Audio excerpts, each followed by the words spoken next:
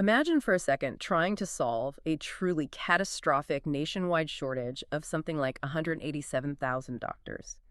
And imagine trying to fix a deeply broken, highly algorithmic healthcare system by consulting a rule book that was written by monks literally 1,500 years ago. Right. It sounds completely absurd on its face. I mean, it really does. It totally does. But today, we are looking at a small liberal arts college in Kansas that is betting $50 million in hard capital that ancient monastic wisdom is, well, actually, the only way to save modern American medicine. It's a profound, almost Chestertonian kind of paradox, you know? When you look at Atchison, Kansas, which is this quiet, historic town sitting high up on the bluffs above the Missouri River, you have these old oak trees, brick buildings, the steady tolling of abbey bells. Yeah, it paints a very specific picture. It does. It's a place that feels deliberately insulated from the hyper-speed, corporatized machinery of the modern world.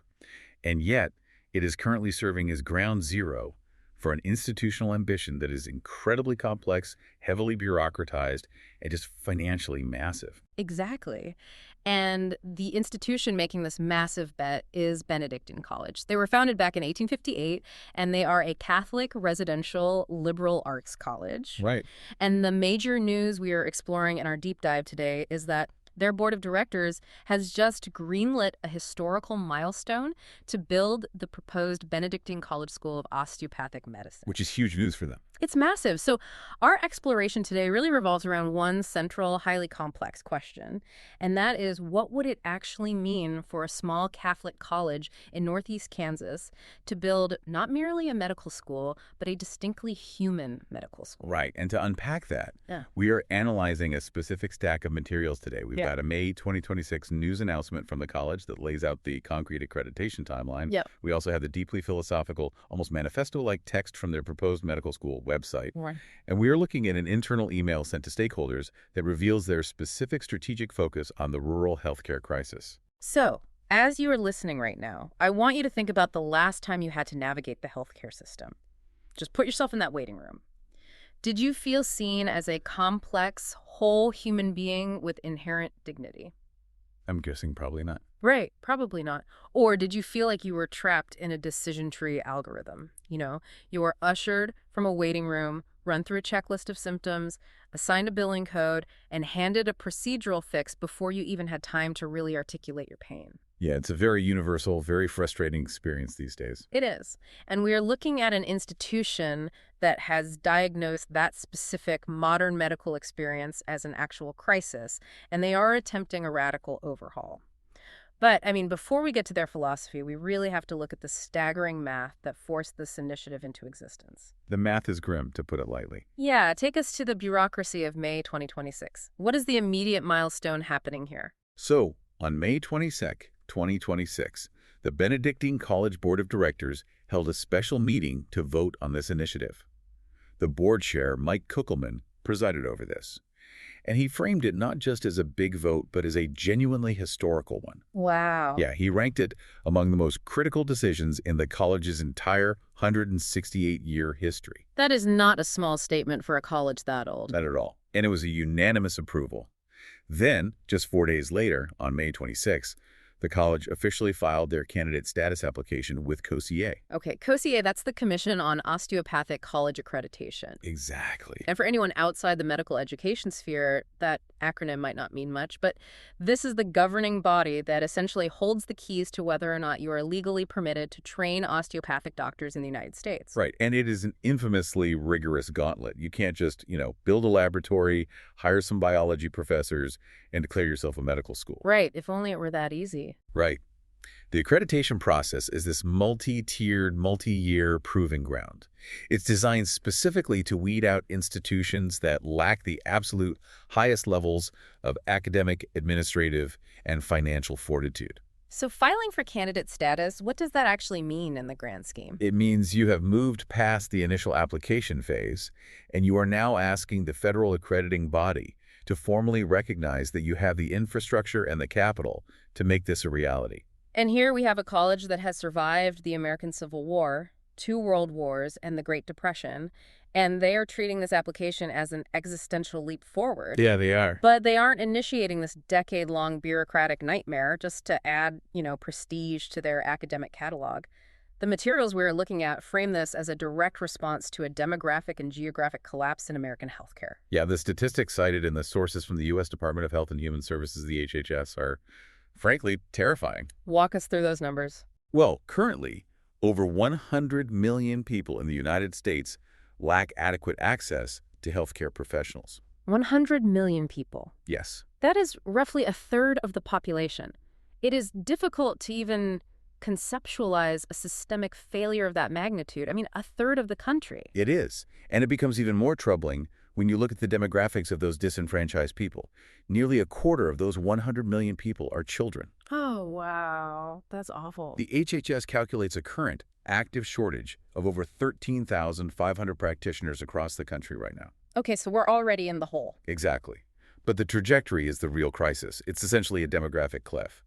By the year 2037, the HHS projects that this shortage will explode to a deficit of 187,000 physicians. 187,000. I mean, we see the symptoms of this every single day, right? Right. The 3-month wait times to just see a specialist, the emergency rooms operating at double capacity, the sheer burnout among nurses and doctors. Absolutely. You see it everywhere. But the internal email from May 28th narrows this massive national crisis down to a very specific geographic focus. The subject line announces the KOCA filing, but there is a bolded section that explicitly highlights quality Catholic healthcare for rural Kansas. They're zooming in. Yeah, President Stephen D. Minnis states their goal is to train doctors to serve where they are most needed. They are actively targeting rural areas where providers are scarce. And that's crucial because the Midwest is feeling the brunt of this shortage in a way that urban centers often do not. How so? Well, the rural healthcare crisis is characterized by the systemic closure of critical access hospitals. When a rural hospital shuts its doors, or when a small town loses its only practicing physician, the distance the patient has to travel for basic obstetric care or emergency cardiac care, it turns an inconvenience into a fatal geographic disadvantage. Right, if you're having a heart attack, an extra 45-minute drive is literally life or death. Exactly. And Benedictine is looking at this void right in their own backyard. I have to play the skeptic here, though. I mean, if we are staring down a national shortage of nearly 200,000 doctors, and we have rural infrastructure collapsing across the Midwest, is a liberal arts college of roughly 2,500 students launching a medical school just a drop in the ocean? It's a fair question. Why not leave this to the massive state university systems that have billion-dollar tax endowments and sprawling research campuses? Like, can Benedictine actually make a mathematical dent in a crisis this massive? Well, if you approach the problem purely as a quantitative equation, just a sheer numbers game of producing warm bodies with medical degrees, then a single small medical school cannot solve the crisis alone. The math just doesn't work. Right. But the sources reveal a fundamental shift in how Benedictine diagnoses the problem. They do not view this merely as a quantitative crisis of volume. Okay, so how are they looking at it? They are identifying a severe qualitative crisis in the very nature of modern medicine. They are asking not just how many doctors we are producing, but what kind of doctors we are producing. Okay. This is where we transition from the math to the philosophy. And it is where their approach diverges sharply from a standard state-run medical program. Very sharply. Because they are proposing a School of Osteopathic Medicine. And the language they use on their website to describe the current state of medical education is honestly unsparing. It reads like a manifesto against the corporatization of the healing arts. It really does. The website explicitly states that modern medical schools have devolved into simple training grounds. Simple training grounds. Wow. Yeah. They argue that while these institutions are highly adept at imparting a mechanical understanding of biological norms and clinical procedures, they are ultimately producing what the college calls technocrats. Technocrats. That is a highly deliberate word choice. I mean, a technocrat is an administrator who manages a system through rigid technical algorithms, entirely devoid of human nuance or philosophical consideration. Exactly. And that diagnosis aligns with their description of the modern healthcare system itself, which they call transactional, dehumanizing, and routinized. It's a heavy critique. It is. They're pointing out that today's medical professionals are conditioned by their training to look at algorithms and order procedures rather than to actually care for people. Right. Think about how modern medicine actually functions for the practitioner on a day-to-day basis. It is often driven by a system of RVUs, relative value units. Yes. the dreaded RVUs. For listeners unfamiliar with the administrative side of healthcare, an RVU is essentially a metric created by Medicare to measure physician productivity and determine billing. Every single procedure, every consultation, it has an RVU attached to it. Right. So a hospital measures a doctor's worth by how many RVUs they generate in a shift.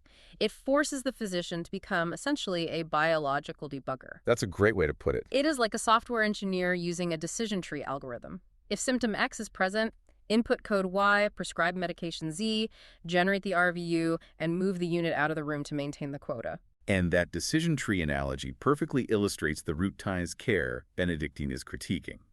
Because when a doctor is forced by insurance parameters and corporate administration to view a patient merely as a biological machine exhibiting a broken part, they completely ignore the complex spiritual, emotional, and psychological reality of human suffering. Yeah, you just cannot assign an RVU to fear or grief or the loss of dignity. You really can't. Which brings us to the specific medical model Benedictine is choosing as their antidote. They aren't opening a traditional allopathic medical school and MD program. They are proposing a School of Osteopathic Medicine, which grants a DO degree. Right. So what is the fundamental mechanism of the osteopathic approach that makes it the right vehicle for this specific philosophy? Well, osteopathic medicine historically emerged in the late 19th century. And interestingly enough, right in the American Midwest. Oh, really? I didn't know that. Yeah, it started as a deliberate counter-movement to some of the harsher, deeply invasive medical practices of the time. The core tenet of osteopathy is that the human body functions as a deeply interconnected unit. Okay. An osteopathic physician is trained to look at the holistic relationship between the body's nerves, muscles, bones, and organs. They place a massive emphasis on preventative care and understanding the patient's lifestyle and environment, rather than just treating an isolated symptom. So structurally, a DO program is already primed to reject the fragmented algorithmic approach. It literally demands that the physician look at the whole person. Exactly. But Benedictine is taking that baseline osteopathic philosophy and layering a highly distinct 2,000-year-old theological framework on top of it. They have outlined 4 core values for the proposed school that dictate exactly how they plan to dismantle the technocratic model. So let's examine those values because they are really the engine driving the curriculum. The first core value is the infinite dignity of the human person. Let's pause and actually look at the mechanism of that. Because how does a philosophical concept like infinite dignity translate into a hard science medical curriculum? It's a great question. Take a gross anatomy lab, for instance. In a purely technocratic system, a cadaver is just biological material, right? It's a tool for learning spatial anatomy. Right, it's an object. But if you institute the principle of infinite dignity, the cadaver remains a human person worthy of profound reverence. It changes the posture of the student from one of clinical detachment to one of awe and respect. Yes, absolutely. Or take pharmacology.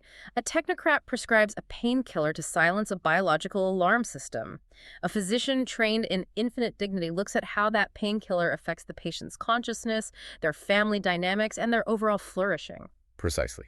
It changes the end goal of the treatment entirely. Right. The second value they list is authentic Catholic bioethics. Okay, unpack that for us. So for a listener who might not share that background, this means the school will operate in strict fidelity to the magisterial teachings of the Catholic Church. The magisterium. Right. The magisterium is essentially the Church's teaching authority, which provides a highly developed, centuries-old moral framework regarding the sanctity of life. Right. It's not a new concept for them. Not at all. And this dictates how the school approaches incredibly complex ethical frontiers, from the very beginnings of life in obstetrics to the ends of life in palliative care. They are drawing a hard ethical line in the sand regarding what a physician is permitted to do in the name of medicine. That is fascinating. And the third value is service to God by serving others, which, immediately subverts the idea of medicine as this lucrative, status-driven career path and reframes it as a vocation of servanthood. Exactly. And the fourth is the formation of the student. Formation. Notice the sources don't say education of the student or credentialing of the student. Formation implies a molding of the entire character.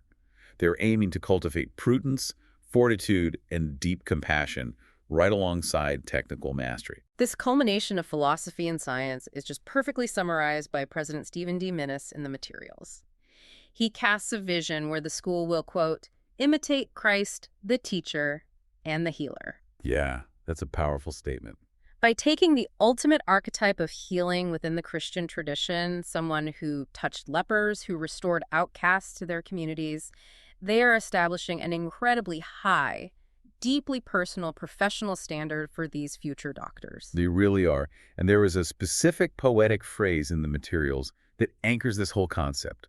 They vowed that these students will be trained to listen with the ear of the heart. Listen with the ear of the heart. Yeah. They're promising compassionate, Christ-centered, whole-person care. But I think it is vital to point out what this is not. The sources make it clear that this is not a retreat into spiritualism at the expense of science. Right. They are not suggesting that prayer replaces an MRI machine or a surgical suite. No, it is the exact opposite. They are proposing an elevation of science. The technocratic model reduces the human to a data point, which is a very narrow way to view humanity. It is. Benedictine is arguing that true science, when practiced correctly, must serve the entirety of the human person. The MRI machine is a tool utilized by a healer who understands the spiritual weight of the diagnosis they are about to deliver. Exactly. The science is still rigorous, but the application of it is fundamentally humanized. But, having a brilliant, historically rich philosophy does not build a gross anatomy lab. No, it certainly doesn't. It does not secure clinical rotations, and it certainly doesn't satisfy the grueling demands of federal accreditors. A listener would be entirely justified in asking, how does a liberal arts college physically and financially execute a project of this magnitude? Yeah, that's the elephant in the room. Because if this is just beautiful rhetoric, the Commission on Osteopathic College Accreditation will just tear their application to shreds. Oh, absolutely.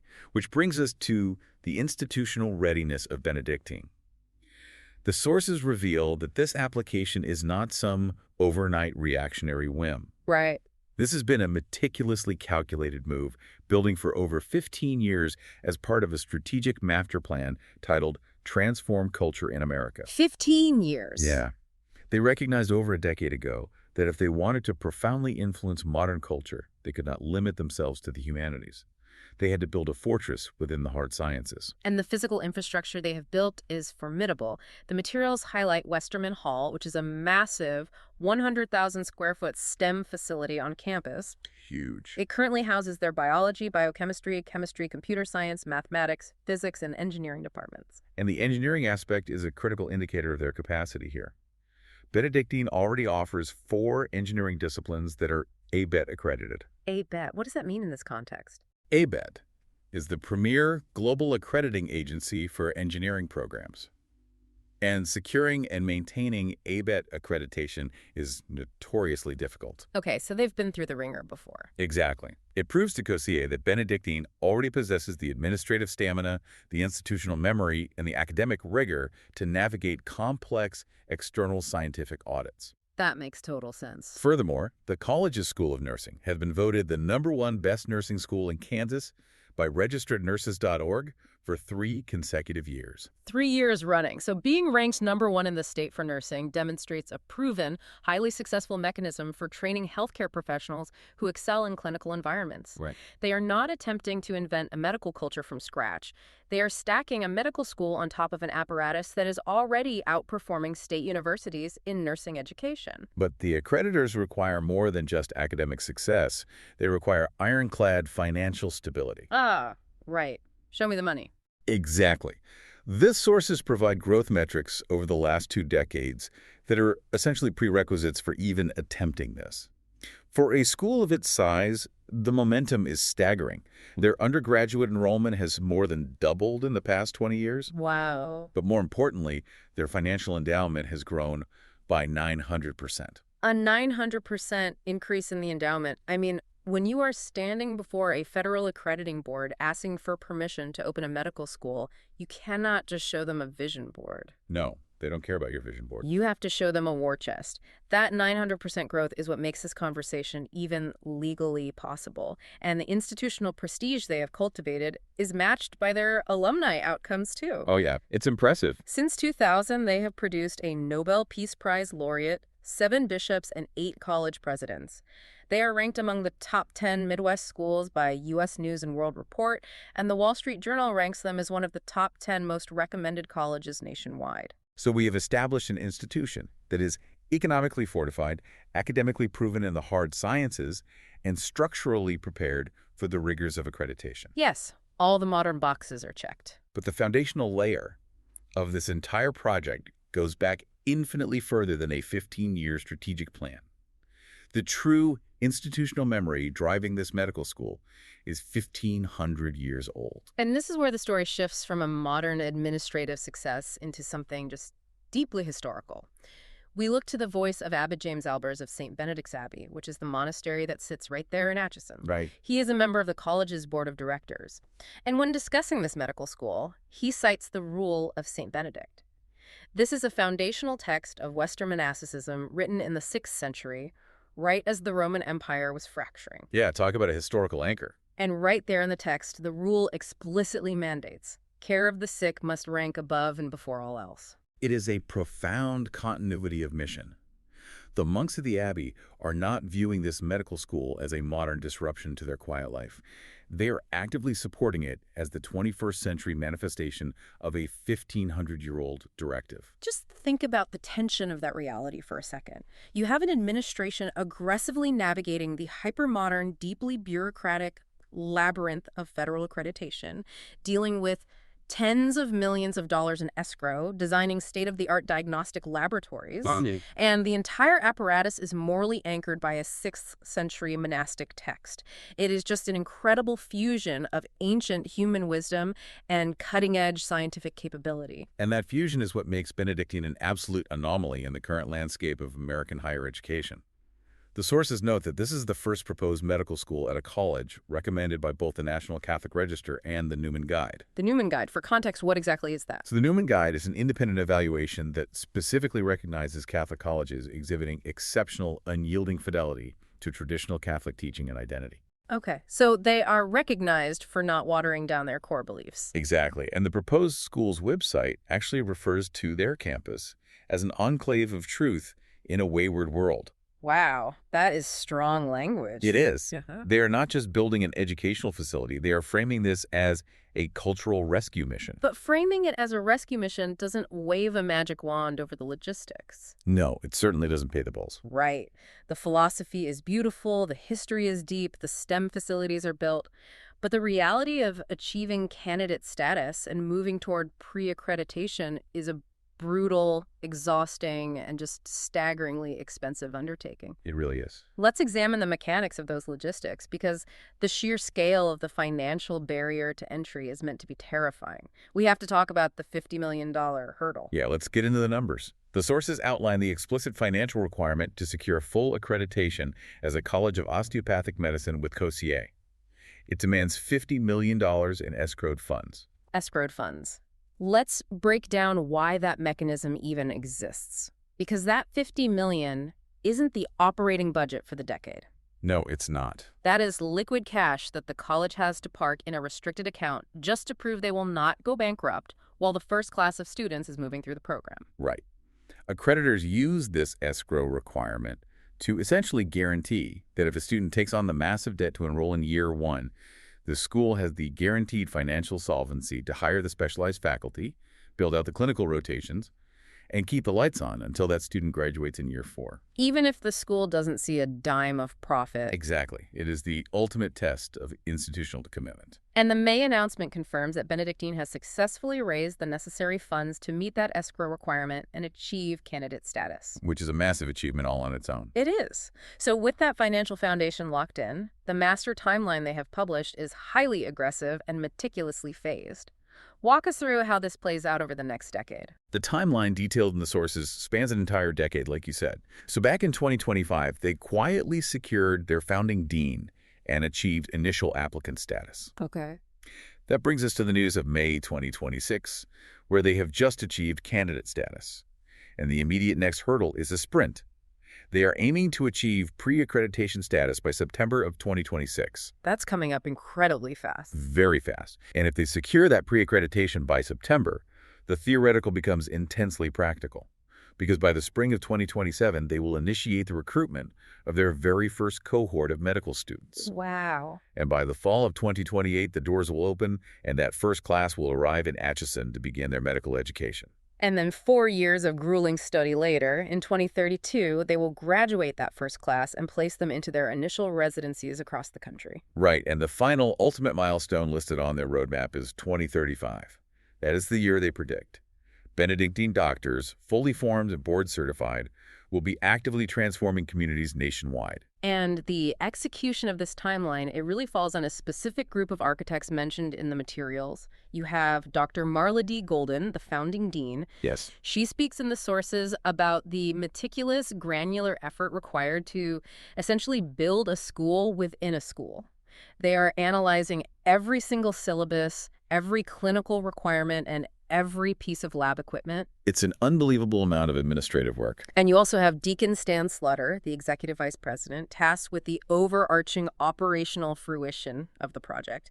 There is Deacon Kevin Tulipana, the associate dean of clinical education, who has the monumental job of securing the clinical rotation sites where these students will actually practice. Which is one of the hardest parts of opening a new medical school. I can imagine. Yeah. And finally, you have Kelly Bowles, the vice president for advancement, who has clearly been instrumental in navigating the massive capital campaigns required to clear that $50 million escrow barrier. Right, she's the one finding the money. Yeah. And the scale of what these leaders are building leads to a massive secondary impact that we really must consider. And that is the sheer physical and economic reality of dropping a medical school into Atchison, Kansas. Yes, let's explore that mechanism. We are talking about a town with a population of roughly 10,000 people. The college currently has around 2,500 undergraduates. Right. The plan is to train 180 graduate-level medical students every single year. What happens to the ecosystem of a small Midwestern town when you inject that kind of infrastructure? It changes everything. The sources indicate that once preliminary accreditation is secured and the faculty framework is finalized, the college will construct a brand new, state-of-the-art medical school facility directly on the Atchison campus. Okay. This will be the permanent hub for the students and the highly specialized medical faculty. So we are not just analyzing an academic shift here. We are looking at the creation of a massive economic engine. You are bringing in top-tier medical researchers, clinical professors, administrative staff, and a constant influx of 180 highly driven graduate students. Plus their families in some cases. Exactly. You are building specialized housing, expanding local clinical partnerships, and drawing massive federal and private research dollars into a rural county. It fundamentally alters the economic destiny of Northeast Kansas. It really transforms Atchison into a vibrant, modern hub of medical education. But while the economic ripple effect is profound, the college's strategic documents make it clear that boosting the local economy is merely a byproduct. Right, it's not the main goal. No. The ultimate end game lies in what happens after 2032. What happens when these 180 authentically formed osteopathic doctors leave Atchison and enter the American medical machine every single year? And this brings us to the deployment of these healers. The strategic plan does not mince words here. Their goal is to transform culture in America. They are not looking to quietly fold their graduates into the existing technocratic system. Where are they sending them? The targeted deployment is highly intentional. The sources indicate they aim to send these physicians directly into Catholic hospitals, into struggling urban centers, and critically back into the rural communities across the country that are currently dying from that 13,500 practitioner shortage. The language they use in their strategic plan is really fascinating here. They state a goal to foster external relationships to put our students in professional environments where they can be agents of change. Agents of change. Yes. They are essentially commissioning these doctors as medical missionaries. They are sending them into a broken, algorithmic healthcare system with the explicit mandate to disrupt it through compassion. It's incredible. Yeah. The proposed school's website actually goes further, stating that they want these graduates to model community in an age of incivility and to spread faith in an age of hopelessness. Wow. Yeah, they are inextricably linking the physical practice of medicine to the broader cultural, moral, and spiritual health of the nation. They believe that a doctor who recognizes infinite human dignity can serve as a localized cure for cultural despair. And there is a quote prominently featured in their materials that distills this entire multi-million-dollar endeavor down to a single profound metric. Which quote is that? It is a quote from St. Mother Teresa of Calcutta. She said, "It is not how much we do, but how much love we put into what we do." That is beautiful. Placing that specific quote at the very center of a medical school's guiding philosophy is a radical subversion of modern standards. It completely shifts the metric of success. It really does. Success is no longer defined by the optimization of billing codes, the volume of RVUs generated per hour, or the ruthless efficiency of a clinical algorithm. It redefines medical success by the qualitative presence of love in the act of healing. Consider how jarring, how genuinely disruptive that concept is when placed inside the modern corporate healthcare context. Imagine an American medical system that isn't driven by insurance parameters and biological debugging. It's hard to even imagine. It is, but imagine a system fundamentally anchored by the concept of infinite human dignity and the tangible application of love. It sounds almost utopian, like an impossible philosophical dream. But Benedictine College is backing up that dream with a $50 million escrow account, ABET-accredited STEM facilities, and a relentless 10-year bureaucratic assault on the status quo. They are deadly serious about making this reality. It is a direct, calculated challenge to the entire medical establishment. They are betting everything on the premise that a deeply traditional, philosophically integrated approach to medicine is the exact antidote required to cure the hypermodern system of its own dehumanizing sickness. Well said. Let's synthesize the ground we have covered in this exploration. We began by staring down a terrifying systemic failure. Over 100 million Americans lacking adequate access to care. A looming, catastrophic shortage of 187,000 physicians, and a medical culture that has devolved into a transactional, technocratic machine. Yeah, a really bleak picture. And in direct defiance of that crisis, we have a small, historic college on the bluffs of the Missouri River. Backed by the rigorous science of osteopathic medicine and the unyielding moral framework of a 1,500-year-old monastic tradition, they are attempting to resurrect human-centric healing through a staggering leap of financial and institutional faith. It is a narrative of profound institutional courage, but it also leaves us grappling with a massive question about the nature of societal progress and where we look for solutions when our modern systems fail us. Leave us with that final thought. Based on everything we've analyzed today, what should we be contemplating as we step back into the algorithmic buzz of the world? Consider this. If a small Catholic college in Kansas truly believes it can fundamentally disrupt the deeply entrenched, billion-dollar, hyper-technocratic paradigm of modern American medicine simply by reverting to a 1,500-year-old monastic rule about caring for the sick, what other seemingly unsolvable modern crises in our society might actually be solved by looking backward? That is a great question. If ancient human traditions hold the power to build a better, more humane medical school, what else could that ancient wisdom rebuild? That is a staggering thought to carry forward. Thank you for joining us on this deep dive. Keep interrogating the systems around you. Keep asking those difficult questions about the intersection of our humanity and the modern world.